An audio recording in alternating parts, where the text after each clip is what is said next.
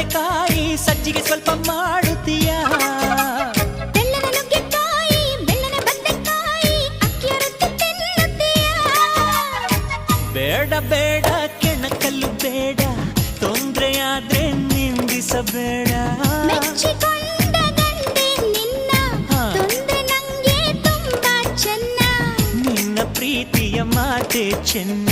ಮಲ್ನಾಡಡಿಕೆ ಮೈಸೂರು ವಿಳದೆಲೆ ಬೆರೆತರೆ ಕೆಂಪು